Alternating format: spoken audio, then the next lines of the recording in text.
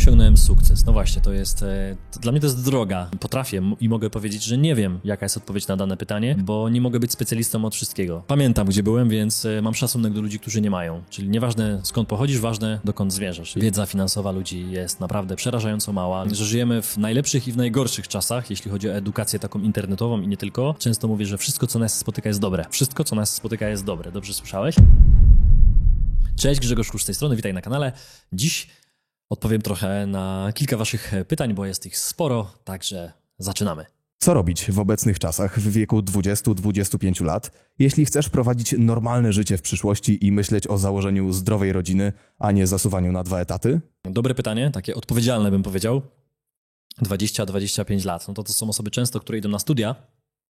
Takie pytanie też kiedyś dostałem, czy pójść na studia, więc pierwszą rzeczą, którą bym powiedział, jeśli nie masz totalnie pomysłu na swoje życie, na swój zawód, nie chcesz być, nie wiem, lekarzem, prawnikiem, czy innym specjalistą, który wymaga ukończenia uczelni, bo tak po prostu jest to poukładane. Jeśli nie masz takiego planu, to pierwsza moja taka rada, którą ja bym zastosował do siebie, bo poszedłem na studia i uważam, że straciłem ten czas, to nie poszedłbym na studia. Po prostu uważam, że pójście na jakieś zwykłe, nie wiem, psychologię, politologię, i inne dziwne studia nie dają konkretnej, praktycznej wiedzy, jak zarabiać pieniądze, jak inwestować i co z tymi pieniędzmi robić i jak nie zrobić sobie krzywdy pieniędzmi, bo też krzywdę pieniędzmi można sobie zrobić, o czym na żadnych studiach mnie nie uczono. Znam ludzi, którzy skończyli Akademię Ekonomiczną, tak sama nazwa mówi, a totalnie nie ogarniają finansowo i są w czarnej D. Naprawdę. Skończyli na 5 z wyróżnieniem Akademię Ekonomiczną, więc to nic nie znaczy. Nawet takie studia konkretne jak ekonomia.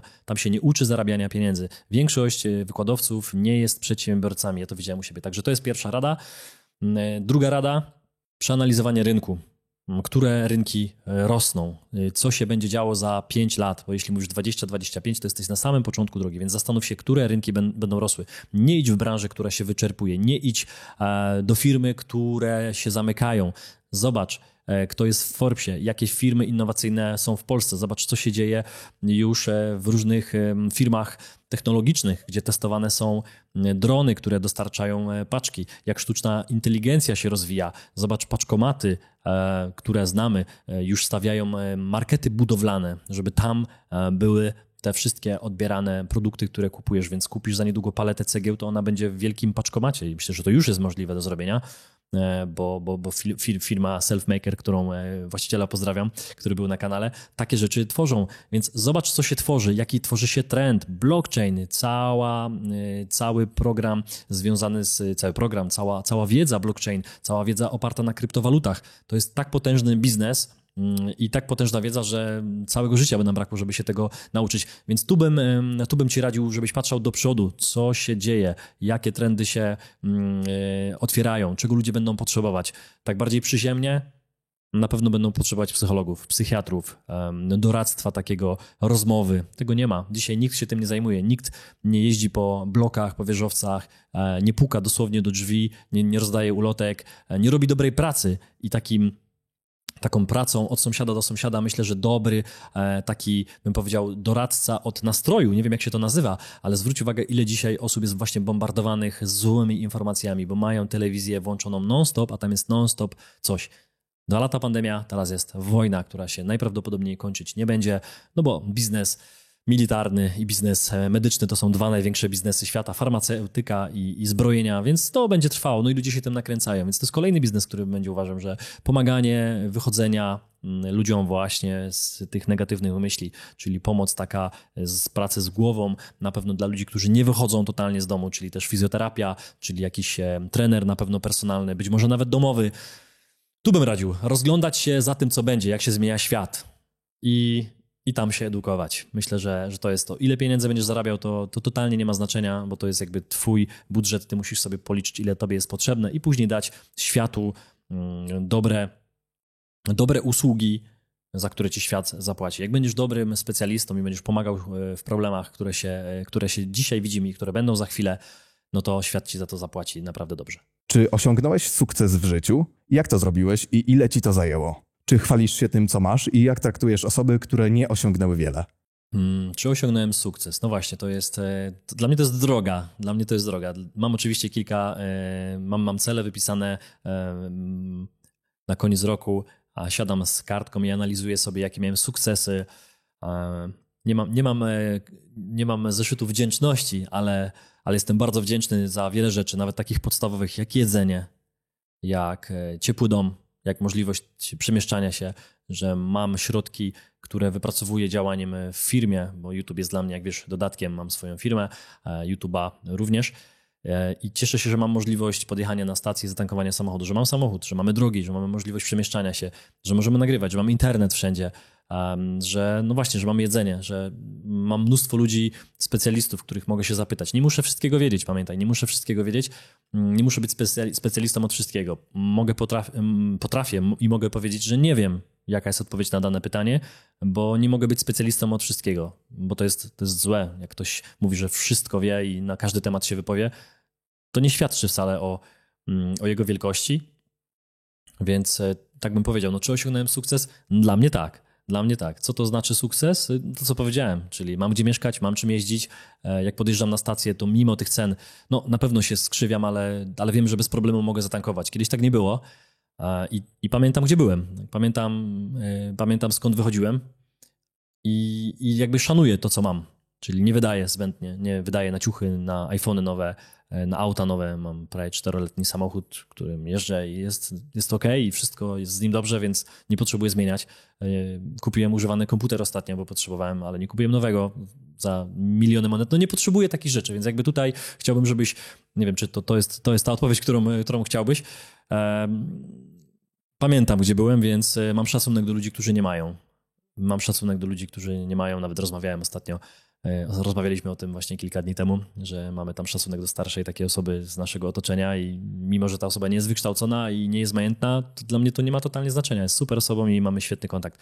Więc myślę, że to jest chyba taką wartością, żeby pamiętać, skąd się wychodziło, bo często ludzie dochodzą do jakiegoś sukcesu. To jest właśnie słowo sukces, co to oznacza, nie? Dla mnie to głównie wybór, że ja mogę wybierać, kiedy pracuję, ile pracuję, co znowu ważne, nie oznacza, że nie pracuję.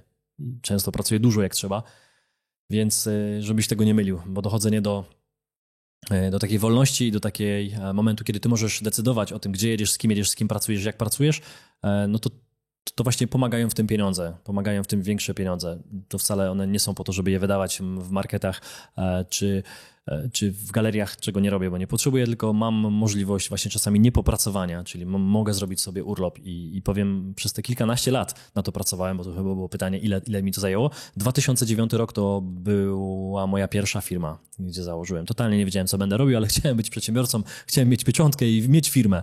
Wiedziałem, co robiłem, bo nagrywaliśmy jakieś też filmy.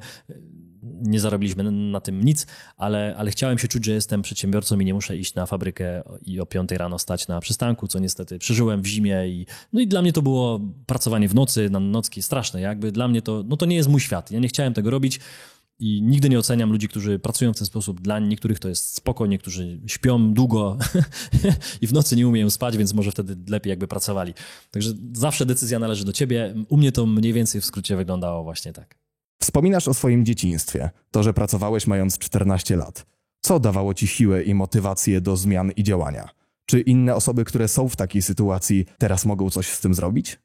Tak, pracowałem, nie pamiętam, czy to było 14 czy 15, czy być może wcześniej. Oficjalnie oczywiście to nie mogło być, bo wtedy pracowałem jakoś na czarno i tak było. Mam nadzieję, że to się przedawniło i nikt mnie nie pociągnie za to do odpowiedzialności. Ale tak, pracowałem wcześniej i robiłem wszystko, co się dało, żeby po prostu zarabiać jakiekolwiek pieniądze. I to były takie prace jak rozdawanie oczywiście ulotek. Kiedyś były takie ulotki z takimi dziurkami, że trzeba było wieszać je na klamkach, więc nie rzucało się ulotek tak jak dzisiaj na skrzynkę pocztową, tylko trzeba było wbiec na ostatnie piętro, jak nie było windy, lub wjechać, jeśli była winda i biec po prostu po wszystkich piętrach i wieszać ulotkę na każdej klamce. Tak wyglądała praca ulotkarza kiedyś. Więc robiłem to wszystko. Nie będę wszystkich tych moich zawodów wymieniał, bo ich było bardzo dużo. Ale robiłem bardzo dużo fizycznej pracy na początku. Niestety, bo w wieku kilkunastu lat, 14-15, no to wtedy jak zaczynałem, to też nie było tyle możliwości, co dzisiaj, tak bym powiedział. Nie było tyle zakładów, nie było tyle możliwości, nie było internetu, praktycznie YouTube'a nie było, więc trzeba było robić to, co było. Dlaczego to robiłem i co mnie do tego skłaniało? No, sytuacja jakby rodzinna, czyli nieważne skąd pochodzisz, ważne dokąd zmierzasz. Ja Pochodzę z rodziny, gdzie nie było tych tradycji biznesowych, nie było firmy, też finansowo było, no było jak było, tak powiem. Super, mama i babcia i tata wcześniej też się wszyscy starali, żeby nam było dobrze, dużo też dobrych ludzi nam pomagało, to na pewno tak było.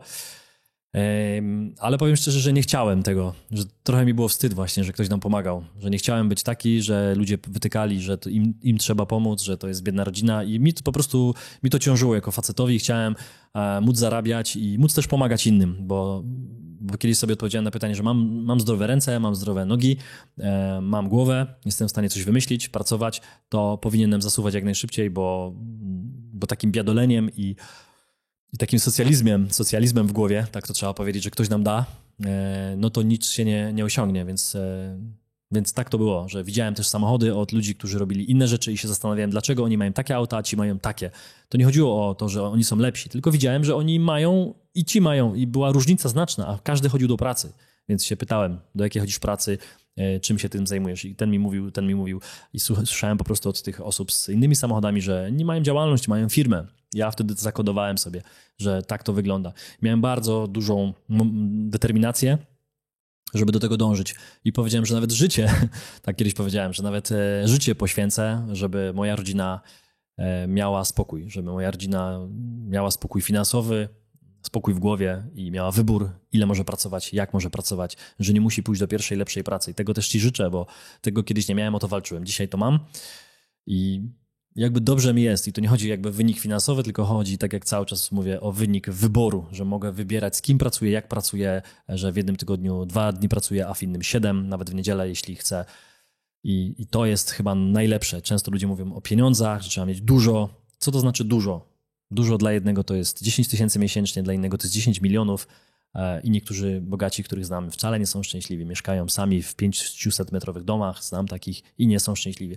I w drugą stronę znam ludzi, którzy zarabiają wystarczająco dla nich, żeby na spokojnie poukładali swoje życie, zabezpieczyli się finansowo, jeszcze mogą pomagać, ale spełniają się, mają grono znajomych, mają rodzinę. Pamiętają o zwierzętach, pamiętają o ludziach potrzebujących, którzy właśnie nie mogą pracować, bo przykładowo są niepełnosprawni. Wiem to też jakby z rodziny swojej, więc też bym chciał pomóc.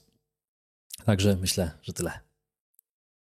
Już ponad 500 osób skorzystało z konsultacji w ramach projektu Finansowo Zależni. Zgłosiły się do nas osoby z problemami ze swoim budżetem, ale i te chcące bardziej efektywnie nim zarządzać. Pomogliśmy Wam poukładać swoje finanse, zweryfikować i zadbać o Wasz poziom bezpieczeństwa, zaplanować rezerwę finansową, wdrożyć regularne inwestowanie wolnych środków, rozpocząć pomnażanie swojego majątku. Jeżeli jeszcze się nie zgłosiłeś, to zrób to dziś i wypełnij formularz kontaktowy. Konsultacje odbywają się online i są bezpłatne. Link znajduje się pod nagraniem w opisie. Prowadzisz biznes w nieruchomościach. Jak wpływa na niego sytuacja gospodarcza? Jak przewidujesz przyszłość? Dalsze szalone wzrosty cen nieruchomości, czy jednak mamy bańkę, która w końcu musi pęknąć? Szczególnie, że wiele ludzi jest zakredytowanych po korek. No ważne pytanie, bardzo obszerne, można powiedzieć. Jak to wpływa na mój biznes? Ja zajmuję się kwaterami pracowniczymi, zarządzaniem nieruchomościami, podnajmem, tak to dokładnie jest, czyli większość tych nieruchomości, nie wszystkie, część jest naszych, ale większość to są nieruchomości czyjeś, czyli my je wynajmujemy od właścicieli i dalej wynajmujemy dalej na rynku i kolejnym klientem są w zasadzie nie pracownicy, ale agencje pracy, które zatrudniają pracowników. Robię to od 2000, już bym musiał policzyć, chyba 2015 roku, więc dosyć długo. Jak to wpływa na rynek? No akurat teraz na ten moment jest dobrze. Chciałbym, żeby tak zostało. Jakieś są tam różne zawahania. W zależności też w jakiej branży ci pracownicy pracują. To ma duże znaczenie. Mamy, jak wiecie, przerwanie łańcuchów dostaw albo ograniczenia produkcji, albo wstrzymanie przesyłania jakichś towarów przez embarga, które teraz też zostały nałożone na Rosję. Na pewno sytuacja na Ukrainie też nie sprzyja temu, żeby te wszystkie towary dochodziły tak szybko, jak to się działo kiedyś, przed wojną lub przed pandemią, no bo mamy przecież ten cały czas, jakby w jednym czasie się to wszystko dzieje. Więc u mnie nie widać znacznych spadków, tak bym powiedział. Nie rozwijam tego też bardzo, bo wstrzymałem się, bo widziałem, że faktycznie rozwój, który gdzieś tam proponowaliśmy tutaj w firmie, jeśli chodzi o większą ilość nieruchomości, sprawił, że potrzebowalibyśmy dużo większej kwoty, którą musielibyśmy zainwestować w firmę. Okazało się, że takich ilości pracowników w tym rejonie, gdzie ja działam, nie ma, albo że te zamówienia nie są na tyle pewne. I faktycznie zrobiliśmy taki test i po miesiącu okazało się, że dużo zamówień, które były do przodu, zostały anulowane. Także teraz jest trochę sytuacja dokładnie jak 2 lata temu, na początku tej choroby świata najbardziej popularnej. Dokładnie tak samo. Początek był chaos, ale później to troszkę po kilku miesiącach zaczęło wracać do normy. Myślę, że tu może być podobnie, jak będzie, nie wiem. Ten konflikt, czy będzie eskalował, czy będzie to taka zimna wojna, jak obecnie trochę, że coś tam się dzieje, ale nie jest to bardzo dynamiczne. Trzeba powiedzieć sobie to otwarcie, że to nie jest bardzo dynamiczne i na szczęście oby tak zostało. Także nie wiemy, jak to będzie wyglądać. Jakie będą ceny nieruchomości? Nie wiem, szklanej kuli nie mam, ale myślę, że będą rosły, bo tych mieszkań nie jest dużo, patrząc na osoby, które chcą kupować mieszkanie, to często kupują dziurę w ziemi, tych mieszkań nie ma, także chcesz kupić dzisiaj mieszkanie, idziesz i kupujesz. Druga rzecz, mamy 2 miliony nowych uchodźców, którzy przyjechali, 2,5 może, wieszczy się, że będzie ich nawet 5 milionów, no to jest 2, 3, a może i 5 w przyszłości milionów osób więcej, które przyjadą do naszego kraju i również gdzieś muszą mieszkać. Nie wyobrażam sobie, żeby te wszystkie osoby mieszkały ciągle w jakichś małych pokoikach, jakichś salach, przedszkolach czy miejscach, które zostały na chwilę dla nich przygotowane. No ty też sobie pewnie tego nie wyobrażasz. Jeśli przyjeżdżają ci ludzie na chwilę, no to jest chwila, ale minął miesiąc, minął już ponad miesiąc i co dalej? Część tych ludzi będzie chciała w lepszych warunkach mieszkać, będą szukać mieszkań, kawalerek, część będzie chciała kupić te mieszkania. I tak się dzieje. Sprawdź, jakie ilości są na tych portalach najbardziej znanych. Bardzo małe. Większość nieruchomości została wymieciona, ceny najmu poszły do góry, raty kredytowe to jest inna sprawa, ale to jest kwestia na inny odcinek. Wiedza finansowa ludzi jest naprawdę przerażająco mała, ludzie się nie interesują, a później jak jest problem, no to winny jest rząd, winni są wszyscy inni, ale decyzje finansowe twoje powinieneś podejmować ty racjonalnie, więc cieszę się, że oglądasz ten kanał, bo tutaj mówimy o tym, o stopach procentowych, które no jak były rekordowo niskie, to mieliśmy kolejki do kredytów, rekordowa ilość kredytów hipotecznych udzielona właśnie w tamtym roku, no i dzisiaj zaczyna się rajd tych stóp procentowych w górę i niestety się to nie skończy szybko. Nawet te dopłaty, które rząd planuje, to one pewnie będą w jakiejś minimalnej kwocie i to nie dla wszystkich. No a jak myślisz, co dodrukowane kolejne pieniądze wrzucone na rynek sprawią? No nic innego jak większą inflację, więc to, że dostaniesz jakieś pieniądze dopłaty, jeśli oczywiście będziesz w tej grupie osób, które to dostaną, no to zapłacisz więcej za paliwo, za energię, za jedzenie, więc pytanie, czy my to odczujemy?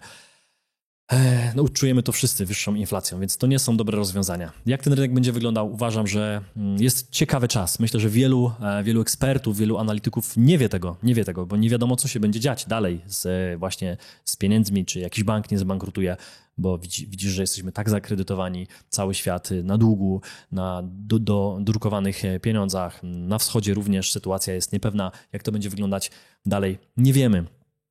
Więc trudno mi tutaj dzisiaj wieszczyć ze szklanej kuli, ale czy będzie taniej w nieruchomościach? Tutaj bym powiedział, że nie sądzę, że taniej będzie. Rozwój osobisty, książki, szkolenia. Od czego zacząć i czy warto? Wszędzie o tym każdy mówi, ale teoria, a praktyka i rzeczywistość są inne. To prawda.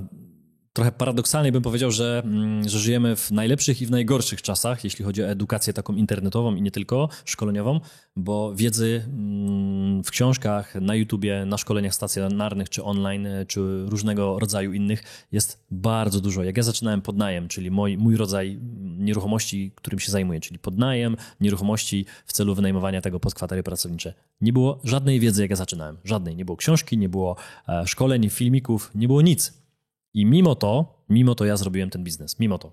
Spotkałem się z jedną osobą na kawie, która to robi i na tej kawie, nie wiem, 20 minut to może trwało, tam się dowiedziałem w ogóle podstaw i zrobiłem wszystkie błędy na początku możliwe, wszystkie, ale zacząłem to praktykować i poszedłem i po prostu potykać się o własne nogi i zrobiłem to. Więc to, że ta wiedza jest, nie oznacza wcale, że ktoś zrobi sukces. Zadaję sobie bardziej pytanie, czy chcesz tą wiedzę od razu aplikować, bo to jest ważniejsze. No i pytanie, w jakim kierunku chcesz się edukować? Czy ogólnie bardzo, żeby po prostu poszerzać swoją wiedzę, zależy na jakim jesteś poziomie, czy chcesz po prostu rozumieć świat, ale mam wrażenie, że po tym, co się dzisiaj dzieje w ekonomii, to wiele książek ekonomicznych przykładowo nie są już aktualne te książki, trzeba je wyrzucić do kosza, bo to, co robią banki, to, co politycy wyczyniają, to jest dramat. To, co było napisane właśnie w ekonomicznych książkach, no jakby nic się, no w ogóle to już zaraz nie będzie pasować, więc znajdź sobie po prostu najpierw temat, w którym chcesz się edukować, no bo edukować się szeroko ze wszystkiego z całego spektrum, które mamy na YouTubie czy w książkach, no nie da się, musisz gdzieś się skonkretyzować. Więc jeśli chcesz, no, nie wiem, budować deweloperkę, nie wiem, jeśli chcesz występować publicznie, być szkoleniowcem i uczyć ludzi, jeśli chcesz, no właśnie, być ekspertem od kryptowalut, jeśli chcesz znać się na złotych, srebrnych monetach i na metalach szlachetnych, to znajdź znowu osobę, która jest w tym dobra, ma kompetencje, da się sprawdzić jej kompetencje i przede wszystkim jest praktykiem i zajmuje się tym długo. I to jest pierwsza rzecz, weryfikator najlepszy. Jeśli ktoś na przykład szkoli z kwater pracowniczych, przykładowo powiem na moim przykładzie, jeśli ktoś szkoli, to sprawdź, czy ta osoba to robi też na co dzień, czy zarabia z tego biznesu, czy zna go z praktyki, czy tylko szkoli, tylko jest szkoleniowcem z tego typu działalności. To jest pierwsze. I w każdej innej działalności tak zrób. Czy ktoś pisze książki i zarabia z pisania książek, czy faktycznie w tym, o czym pisze, jest ekspertem. I myślę, że tutaj chyba na tym zakończę, bo to jest tak długi temat, szeroki, że można by kilka godzin. Najszczęśliwszy i najgorszy dzień w twoim życiu? Ojej. O, pytanie, którego w ogóle się nie spodziewałem. Fajne. Najgorszy dzień w moim życiu. Powiem ci szczerze, że chyba nie chciałbym jakichś negatywnych emocji wyciągać sobie tutaj, bo zawsze to gdzieś tam zostaje. Najgorszy, na pewno były jakieś trudne dni. Najgorszy, nie wiem, bo trudno to ważyć i powiedzieć, która sytuacja. Na pewno jakieś sytuacje, gdzie ktoś odchodzi, ktoś umiera w naszej rodzinie. Myślę, że to są chyba takie momenty i każdy z nas ma taki dzień, taki moment i wiele takich momentów jeszcze przed nami. Więc bardziej chyba trzeba sobie zadać pytanie, co zrobiłeś z tą informacją, co zrobiłeś z tym dniem. Ja często mówię, że wszystko, co nas spotyka, jest dobre. Wszystko, co nas spotyka, jest dobre. Dobrze słyszałeś? Nawet pewnie takie sytuacje krytyczne, kryzysowe i najgorsze dni to też są dla nas dobre. Tylko jeśli coś z nich wyciągniemy, czegoś się nauczymy, zadamy sobie pytanie, jeśli ktoś umiera na przykład, co ta osoba nas nauczyła.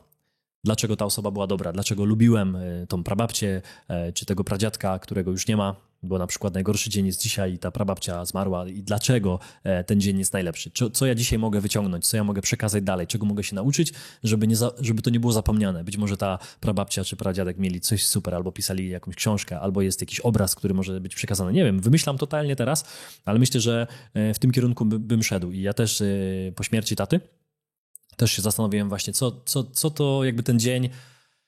No może właśnie ten dzień to był ten dzień, który mógłby być najgorszy, ale starałem się wyciągnąć z niego, co ja mam dalej zrobić jakby z tą informacją. Czy mam się zamartwiać, czy mogę o tym pamiętać, ale wyciągnąć z tego jakąś lekcję i być silniejszy w przyszłości. Być może być super tatą kiedyś i na pewno być jakąś opoką dla rodziny, ale muszę się ogarnąć, żeby tak było. Więc myślę, że tutaj tak bym powiedział. A najlepszy? Może odpowiem tak przekornie, że mam nadzieję, że jeszcze przede mną. Co dobrego spotkało cię dzięki porażkom? Przemiana szczęście w nieszczęściu? No bardzo podobne pytanie do poprzedniego. W zasadzie bym chyba odpowiedziałbym podobnie, ale to były porażki, czego się jakby uczę od tych porażek. Ja właśnie staram się tak zawsze ludziom mówić, że porażki, ktoś kiedyś ładnie powiedział, że porażki to jest taki naturalny nawóz zwycięstwa, coś takiego, ja nie znam dobrze tych cytatów, ale mniej więcej, że porażki to jest naturalny nawóz jakby do dochodzenia do sukcesu. I to w każdej dziedzinie. Zwróć uwagę, Robert Lewandowski, którego dzisiaj wszyscy nagradzają, jest najlepszym piłkarzem, osiąga sukcesy, chociaż jego Bayern niestety odpadł z Ligi Mistrzów, z tego co słyszałem. Nie widziałem meczu, ale słyszałem. Więc zobaczcie, to jest porażka. To jest porażka Bayernu. I dzisiaj wszyscy, którzy się bardzo nie interesują, jak powiesz Lewandowski, to wszyscy powiedzą, wow, sukces. Ale zobacz, 2 czy 3 dni temu właśnie ten jego Bayern odpadł z Ligi Mistrzów. Nie wiem, w ćwierćfinale. Sorry, już się tak nie interesuje, tak jak kiedyś, kiedy znałem wszystkie wyniki, minuty strzelanych bramek. No dzisiaj nie wiem. Wiem, że Villarreal, jak dobrze pamiętam, wyeliminował Bayern. No i Bayernu nie ma. Co to znaczy? To znaczy, że to jest porażka. I co oni będą robić? Będą analizować właśnie tą porażkę. Tacy ludzie na takich pozycjach. Wielu bogatych ludzi zbankrutowało, czasami niektórzy kilkukrotnie i oni muszą później usiąść i powiedzieć, co ja zrobiłem źle. Jakie rzeczy robiłem źle, że ta porażka się pojawiła. Porażka to nie jest strzelenie palcami, to jest efekt jakichś niewykonanych rzeczy, jakichś zaniedbań, jakichś złych decyzji, braku decyzji. Brak decyzji to też jest decyzja. Także myślę, że im jestem starszy, im mam więcej doświadczenia biznesowego, tym częściej akceptuję te porażki, bo wiem, że one zawsze będą. I nie bój się porażek, bo niektórzy mówią, ja chciałbym teraz iść po sukces w sporcie, w relacjach damsko-męskich, nie wiem, w wychowaniu dzieci, w biznesie i nie chciałbym robić porażek. No ale one zawsze będą. Bo nie da się jakby dojść do idealnego momentu i mieć wszystko nauczone. Jak masz psa, to ciągle go uczysz. Jak masz dziecko, to ciągle go uczysz. Jak masz biznes, to ciągle się uczysz, bo biznes się zmienia, bo świat się zmienia, ekonomia, pieniądze, sytuacja geopolityczna. Więc myślę, że po prostu te porażki przyjmij, że one zawsze będą. Czy ja mam porażki? Oczywiście, każdego dnia. Dzisiaj nagrywamy, to robię błędy, poprawiam, mówię, to tak nie powinienem tego robić. Dobra, to następnym razem inaczej nagram. Jak będę oglądał jakiś film i ktoś mi napisze, Grzegorz, inaczej nagrajcie.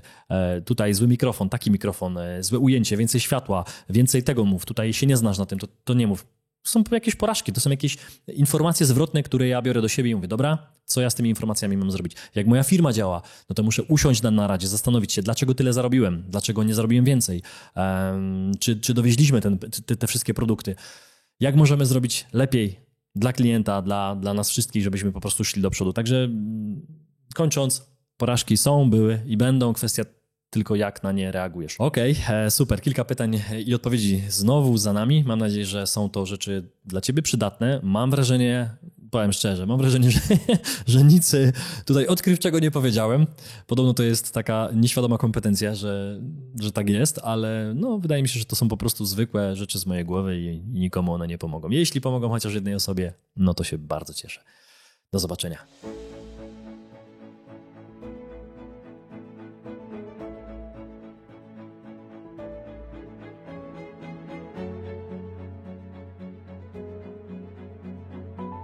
Dziękujemy za obejrzenie tego odcinka. Jeśli Ci się spodobał, nie zapomnij zostawić łapki w górę i subskrypcji, aby nie ominęły Cię nowe filmy. Sprawdź również pozostałe odcinki na kanale lub słuchaj ich w formie podcastu. Do usłyszenia.